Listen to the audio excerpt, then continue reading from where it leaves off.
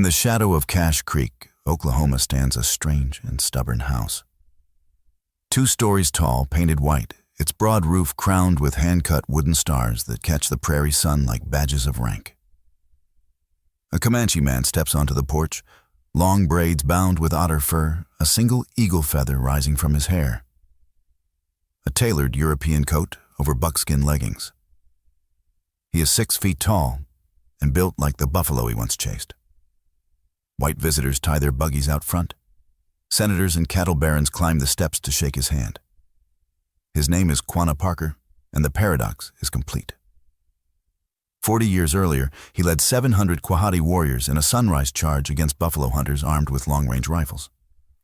Now, he is the government-appointed principal chief of the Comanche Nation, entertaining the very society that destroyed the world of his childhood. How does a man born to the open plains raise to Count Coup and ride 1,000 miles for horses become the bridge his people must cross into a future none of them wanted? That is the question that hangs over every painted star on that improbable roof. The story begins long before Quanah draws breath. In May 1836, a band of Comanche and Kiowa warriors struck Fort Parker, a raw settlement on the Navasota River in what is now Limestone County, Texas. Among the captives was 9-year-old Cynthia Parker, blue-eyed and fair.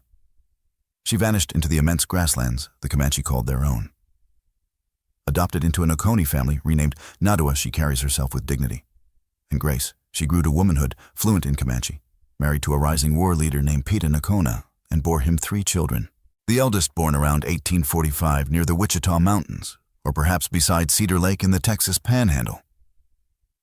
Memories differ was given the name Quanah, meaning fragrant or sweet-smelling. His father traced descent from the legendary Quahati chief Iron Jacket, who once rode into battle wearing Spanish chainmail that turned rifle balls. Quanah grew up in a horse-powered empire that stretched from the Arkansas River to the Rio Grande. A realm sustained by buffalo measured in raids and defended by warriors who believed the United States was merely another tribe, one that could be pushed back. Then, on the 18th of December, 1860, everything fractured. Texas Rangers under Captain Sol Ross, guided by Mexican scouts, surprised a small Comanche hunting camp on the Pease River. In the chaos, a blue-eyed woman clutching an infant daughter tried to flee on foot. She was captured along with the child Prairie Flower. When interpreters spoke to her in English, she answered in Comanche and signed her name Nadua. Cynthia Parker had been found. She was taken south to Birdville, then to her uncle's farm, forcibly dressed in calico, and confined to a world she no longer understood. Her sons, Quanah, perhaps 15 and younger, Peanut, remained with the band. Some accounts insist Peta Nocona died that day. Others say he escaped wounded and lived a few years longer. What is certain is that the human bridge between the 2 worlds was torn away. Quanah never saw his mother again. Orphaned in spirit, if not in fact, the boy gravitated toward the most defiant of all Comanche divisions, the Quahati, the antelope eaters, who roamed the high-staked plains and refused every treaty. While other bands drifted toward the new agencies along the Washita Quanah, honed the skills that would make him feared, tracking raiding deep into Mexico, running buffalo with a short bow at full gallop. By the late 1860s, the ring of United States forts was tightening. The buffalo herds were thinning under commercial hide hunters, and the government summoned tribes to a great council at Medicine Lodge Creek in Kansas. There, in October 1867, Kiowa, Apache, Southern Cheyenne, and Arapaho leaders touched the pen to a treaty that promised peace rations and a reservation in exchange for most of their land. Representatives of the Penateca and Nocona Comanche also signed. Quanah, a young warrior present as an observer, watched but did not sign. The Quahati rode away. They still believed the old life could be preserved. That belief faced its severest test in the summer of 1874. A charismatic medicine man named Issa Tai promised that his power could turn bullets aside. At dawn, on the 27th of June, several hundred Comanche, Cheyenne, and Kiowa warriors, Quanah, among the leading Quahati, charged the cluster of sod buildings at Adobe Walls in the Texas Panhandle, where 28 buffalo hunters had taken shelter. The hunters' long-range Sharps rifles and a single telescope sighted on the ridge changed everything.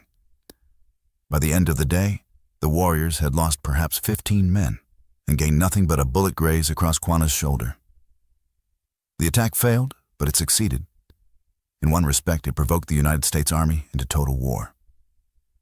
What followed was the Red River War of 1874-1875, a campaign unlike the set-piece battles of earlier years. 5 converging columns under Generals Miles Davidson and Mackenzie scoured the panhandle, burning winter food stores, scattering horse herds, driving families into the freezing canyons. The Quahati kept moving, but mobility itself was the target. On the 28th of September, Mackenzie's 4th Cavalry surprised a large multi-tribal camp in Palo Duro Canyon, destroyed over 1,000 lodges, and slaughtered more than 1,400 captured horses. Hunger did what bullets had not. Band by band, the last free Comanche, Kiowa, and Cheyenne groups rode into Fort Sill and surrendered their arms. On the 2nd of June, 1875, Quanah led the final Quahati column, perhaps 400 souls, into the agency. He was 30 years old. The open Comancheria was finished. What the Army did next was revealing. Instead of treating Quanah as just another surrendered, hostile Indian agents and officers began dealing with him as the primary Comanche spokesman. Traditional Comanche leadership had been decentralized fluid based on demonstrated ability rather than heredity. The United States needed a single chief it could recognize, and Quanah Articulate commanding, already famous, fit the requirement. By 1880, the Department of the Interior had formally appointed him principal chief of the entire Comanche nation. The warrior, who had never signed a treaty, now negotiated its daily implementation. He learned the new rules quickly. He pressed agents for better beef issues, fought fraudulent traders, and mediated disputes between bands that had come in at different times, when the Kiowa Comanche Apache Reservation was threatened with allotment. He traveled repeatedly to Washington, meeting presidents from Hayes to Taft. In 1905, he rode in Theodore Roosevelt's inaugural parade, wearing full regalia, then hosted the president on a wolf hunt back in Oklahoma, negotiating grazing leases over campfires. With Texas cattle baron Samuel Burke Burnett, he forged a partnership that allowed Comanche families to earn cash by leasing pasture on their own former hunting grounds. By the 1890s, Quanah owned hundreds of cattle branded with his name and lived in the big frame house whose roof stars still puzzled white visitors. Yet, the duality never resolved. He kept multiple wives according to Comanche custom long after missionaries condemned the practice. He wore braids and buckskin when it served memory, frock coats when it served leverage. And in the darkest years of reservation despair, when alcohol was eating the people alive, he became one of the earliest and most influential advocates of the peyote sacrament. Quanah helped shape what would become the Native American Church, blending Christian moral language with the ancient circle of the Typee meeting, insisting that Comanche people could speak directly to the Creator without white intermediaries. The religion he helped formalize in the 1890s would spread across Native America and survive a century of legal persecution. Quanah Parker died on the 23rd of February 1911 of heart failure at Star House. Comanche and Kiowa mourners filled the yard. White friends arrived by train.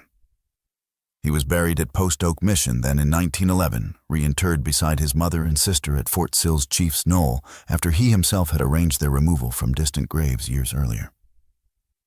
With his death, the era of the appointed principal chief ended. Modern tribal government would use titles like chairman.